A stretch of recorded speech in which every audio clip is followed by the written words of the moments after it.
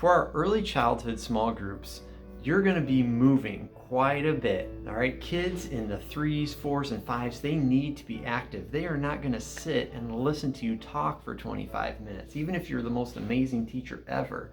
They just don't have the attention span. All right, it takes Disney millions of dollars and months and months and months to get 75 minutes to 90 minutes of a child's attention span at this level, right? We don't have that money and you don't have that much time.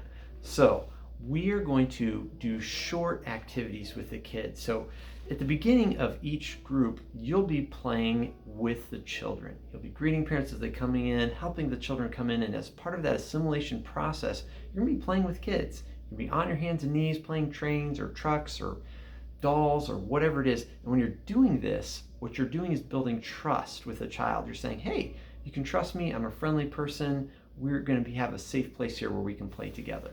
All right, that sets up the tone for the rest of the day. It really does. And so after you spent 15, 20 minutes in these activity centers, which again, we're going to provide for you. You don't have to think about what you're going to have to bring. Then we're going to have a prop talk. All right, the prop talk is basically an object lesson where you're going to be showing the kids something that's going to be introducing the concept for the day. And that's going to transition very neatly into a story time.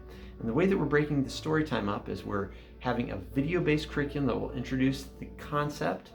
There will be some songs in the middle where we'll get to worship, just do some activities for preschool. This means standing up, being a little crazy and silly, but they're worship songs, and then getting into the Bible story. So that is the meat of the content of the story time. You have the introductory story, you have some singing, and then you have the Bible story itself. That is all video-based, and for those of you who are new to video-based curriculum, it is a great way to engage a visual generation who grows up with YouTube, and they've seen their parents on Instagram and social media, so they know that you learn through a screen. And ironically, you're learning through a screen right now, okay? So we are going to use that medium to reach the next generation, all right? We can redeem technology. So once the story time is done, then the next part is called a picture pass. And there we're showing children pictures, because they're non-readers at this age, that will help them connect, again, the ideas for the day, or maybe helping do some recall for what the Bible story was about. And after the picture pass, we transition into a small group time where there's discussion about what we've seen. Again, it's very visual and very hands-on. And then the last part is their adventure books, where they will be filling out part of this. It's basically a coloring page or an activity page, but they're filling out kind of their adventure on what they did today, because the whole theme is based around an adventure that the kids take. Now that all takes about 60 minutes between the activities, the prop talk, the story, the picture pass, the small group, and the adventure books. And so when it's all said and done, then we're going to go back into a play center. This time though, we're going to go on an adventure to the play place. And that's where the kids will finish out their last part of the evening.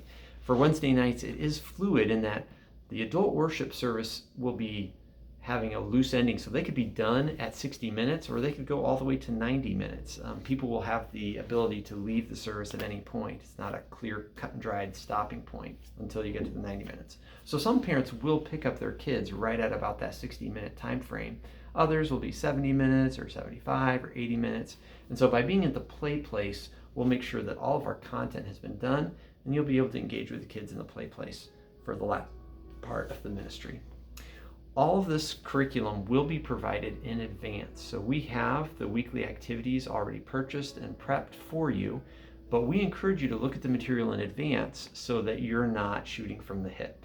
That's always better when you have an idea of what's going on. So once a month, we're asking you to read through a PDF, skim through something, and just check it out and see what the lesson is about, so that when you come, you can be fully engaged and fully present with the kids there.